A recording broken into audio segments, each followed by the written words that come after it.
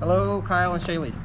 So normally we would do this tour in person, but there's COVID, so we're gonna do this on video chat, and this is published on YouTube, so all your friends can see it too. Okay, so welcome to your new home. We're just gonna go through a few basic things to make life easier for you. So just yesterday, Jan installed a new mailbox for you. So the top box is ours, and the bottom one is yours. She's gonna put some labels on it to say Cromley Narogo this way and Lander Hill with an arrow that way. In this neighborhood, Jan has this down now, so they don't put it in the wrong mailbox. But we usually keep the lid up. That way the post office person doesn't have to grab this and put their dirty hands on it, and then you touch it, and then everybody gets sick. So that's your mailbox. Jana worked on that yesterday. Okay, so this is the carport. You guys can park your cars on the driveway in here, or you can do whatever you want. If you can, try to park a little more to the right. That'll give some room for us to get bikes in and out, or whatever we have to do. But obviously, don't go too far to the right and hit the carport. That's obvious. So try to stay a little bit to the right. You'll notice the carport posts are a little bit rotted. We're going to have those replaced next year. The inspector told us that there's nothing dangerous about it. It's just kind of settled a little bit, so it's not a problem. It's not going to fall down. But we're going to have them replaced sometime next year. We would have had it done this year, but the contractors are crazy busy because they were all shut down for a while because of the pandemic, and now they're going crazy. Okay, so come this way. Jana just installed some motion detectors here, so when you come in at night, you'll actually be able to see the stairs when you walk in. Okay, so the garbage is out this way. Obviously, since we're going to both be using the garbage, we're both going to be grabbing this handle all the time. So you should treat this handle as a biohazard. So after you've been touching this stuff and you go back inside, wash your hands. We do the same thing. I'll come out this way. I'm going to show you the garbage. Quite simple. So the big guy here is the main garbage. This purely blue bin is blue recycling, so it's cans and plastics and so forth. The one with the black stripe on it is like the black bin, and it's got cardboard and paper.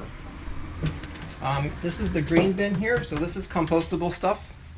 So you can put anything from eggshells to banana peels, and you can put your cat litter in here. So put your cat litter, obviously don't just dump the cat litter in there, but put it in a bag, and you can put your cat litter bags into the green bin. Now we have some overflow here. If there's so much stuff we can't fit it all, there's another black bin here, and then a blue bin here. Another green bin here, but I doubt we'll need a second one. So this is your space right here. So this is about 8 by 5. So you can put whatever you want right here. Just obviously don't put so much stuff that it's going to block off the usage of these bins here. But otherwise, you can put whatever you want here, up until this bench.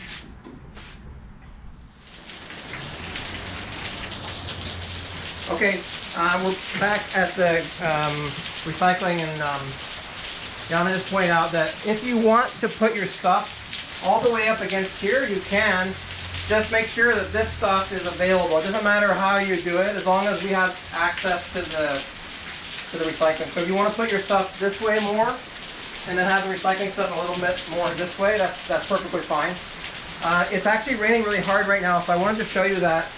You notice obviously it's open on this side, so depending on the wind and the rain, you get a bit of splatter coming in this way. So if you have something nice, I definitely would not put it over here.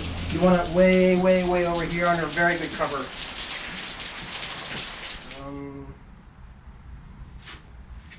Okay, so let's go inside.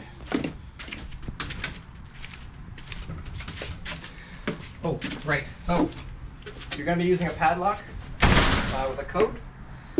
There are, I think, 2 AA batteries that power this.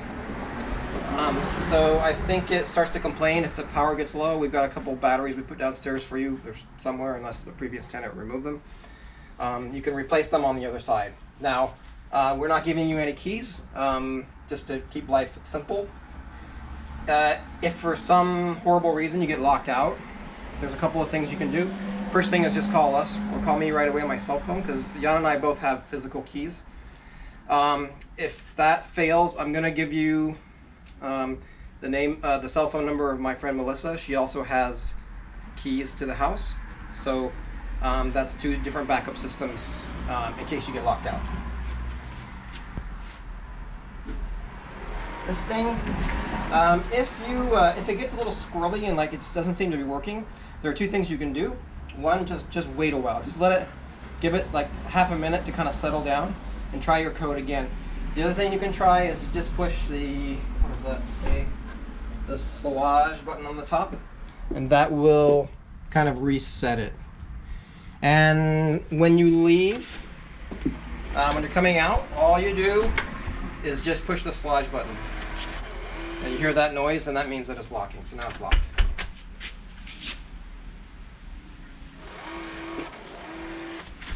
That button also lights up the numbers. Yes. When you come in at night and you can't see the numbers, just push that top. That's right. The top button. That's right. Okay.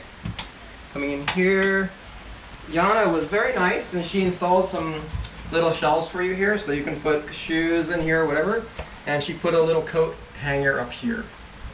I believe the shelves are machine washable too, or they're washable somehow. So. Okay, it's starting to pour outside, so we're going to close the door so we can hear ourselves. Okay, let me take my shoes off.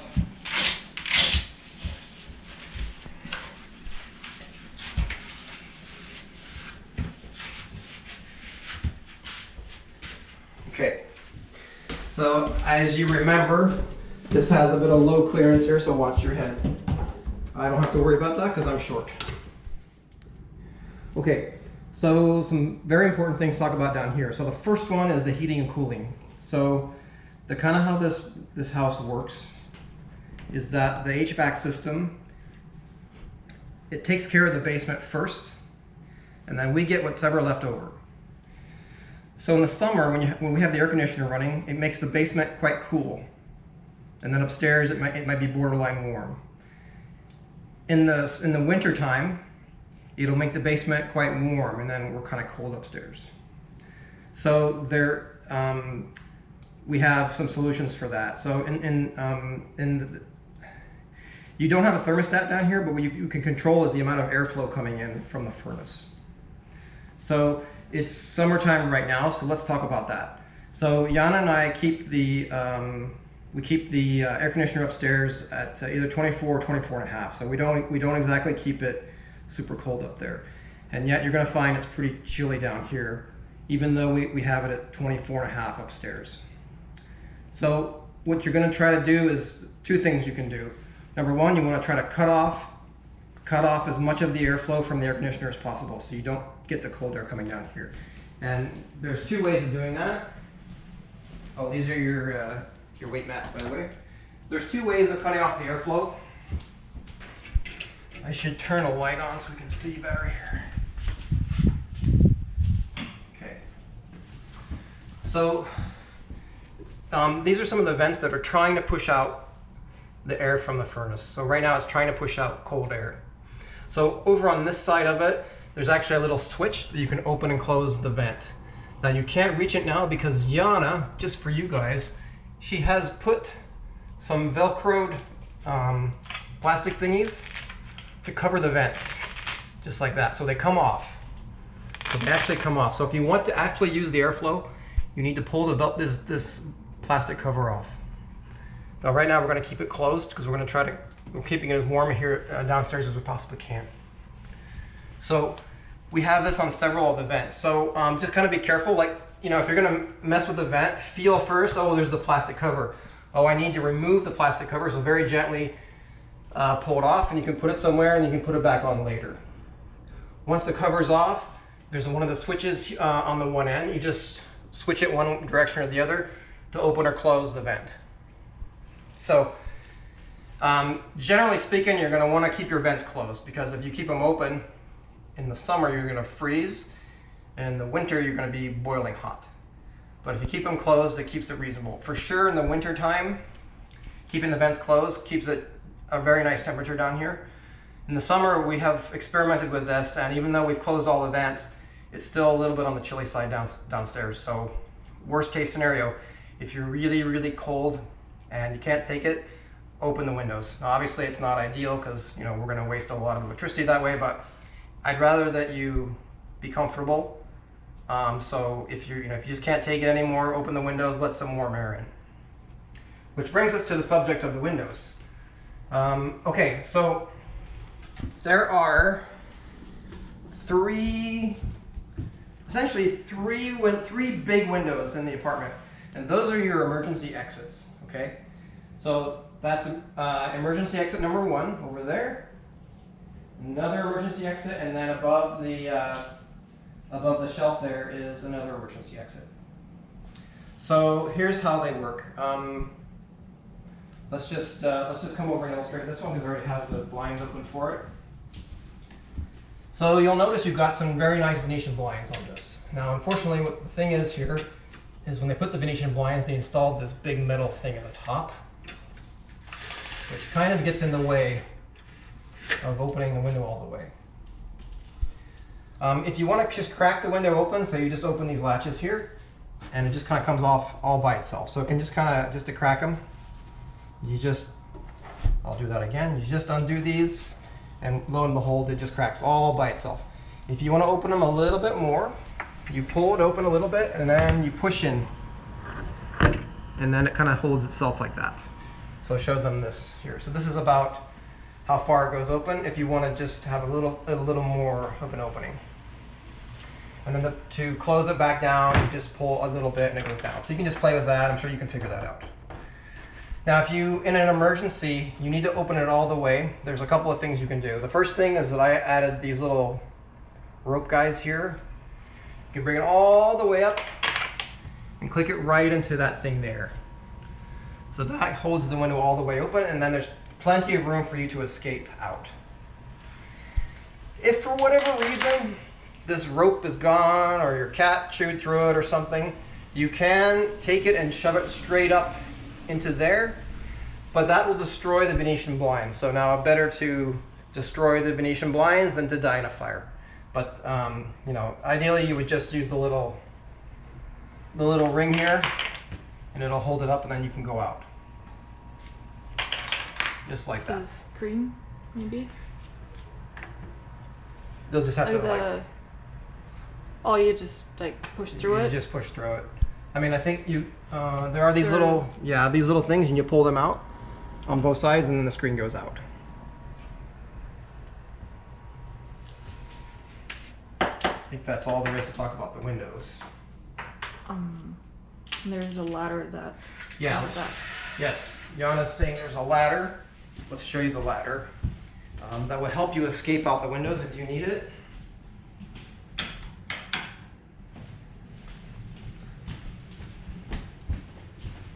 Which is, where is it? Oh, it's in another room. Okay.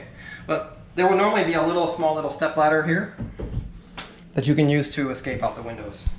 By the way, in here is also your fire extinguisher right down there. Let me make sure that it's good to go. Yeah. The ladder will be there. It's currently just. Yeah, we're using the ladder right now. Using it for something, but. Yeah. It will be there. One more thing about the Venetian blinds in an emergency. If for some bizarre reason, by the way, here's some batteries for you. For the lock, if you need to replace it. Can't forget to tell them about this thing. I should put it on the shelf here to remember. In this drawer here is a gigantic screwdriver. You can, I believe, if you need to remove the Venetian blinds in an emergency, you can just leverage the screwdriver there and then rip them right out. So you can just shove it right in here and then rip them right out. But you probably won't need to do that. But there's a screwdriver in this drawer, just in case. That's actually what that's for. And then I believe there's another one over here. I got two of them for you. In the bottom Yeah, probably in the bottom drawer, drawer. I think. Yeah, there we go. Another one right here.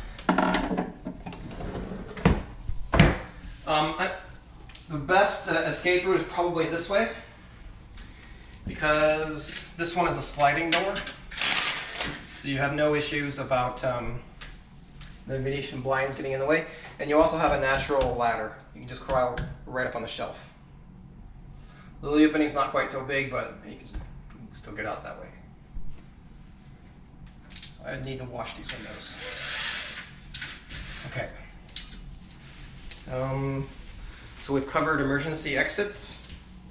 We've covered the HVAC. Oh yeah, come over here. Come over here. I want to show you something. The Wi-Fi, there's only one Wi-Fi router for the whole house. It's upstairs in our bedroom. But I got this little gizmo here.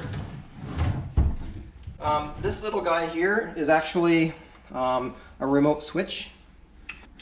So the Wi-Fi is on the switch number 1. If you want to turn the Wi-Fi off, you push the off button. And the Wi-Fi is over in the day bedroom, so or in your office over there in the corner. So you might want to go in there and hold it there to make sure you get enough signal. So anyway, turning off turns the Wi-Fi off, and then turning on turns it back on. So for example, you know, Jan and I are gone somewhere else and the Wi-Fi doesn't work. You're like, crap, I need to power cycle the Wi-Fi, but we can't get up there. So what are we going to do? So you take this device, you turn the Wi-Fi off, and you turn it back on. And again, if we're not here and all else fails, you can call Melissa, who can come and help you out. I just want to, you may be wondering why we have the fridge doors open. So the fridge is turned off and the doors are open just to let it air out. The last tenant left something in there a little bit smelly, so we're just making sure it doesn't smell for you. Jana maybe realize there's a couple of other little things to show you. So Jana installed this little shelf here for you, so you can put your stuff here.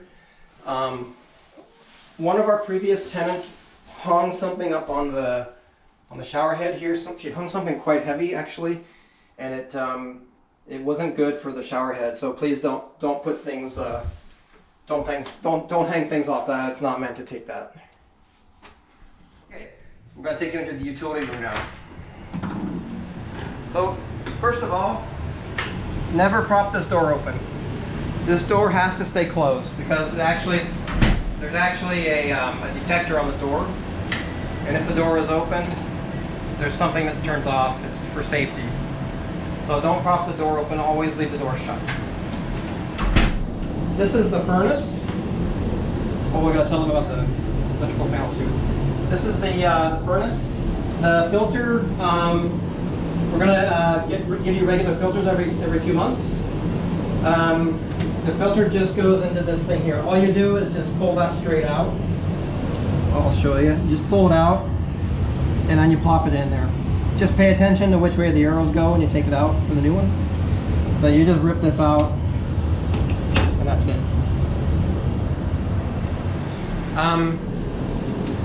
In the carport, there is a little water faucet. So this is the valve for that. Right now it's open, and then we'll close that for the winter. We might even close it before you move in. But anyway, you know that this is a water thing to the outside, to the carport. And then something else very important for you to know is that behind this gray panel is the water shut-off valve for the whole house.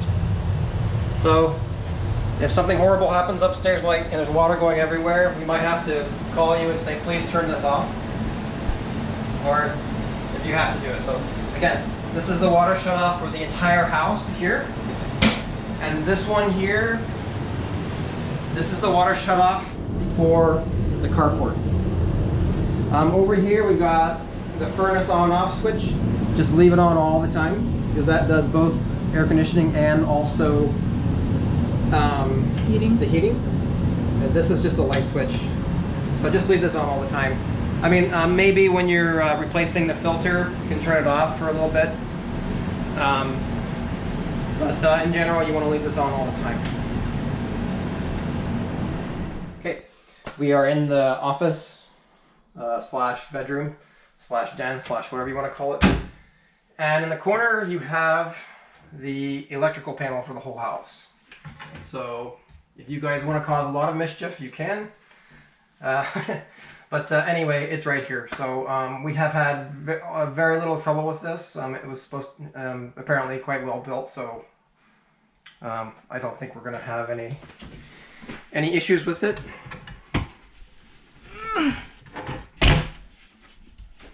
And another one over there. I didn't realize there were two of them.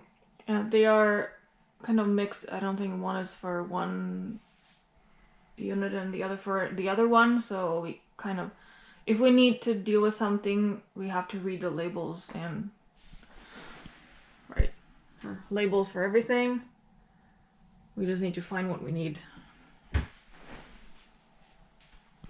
Okay, there you go. That's the electrical panel. Behold.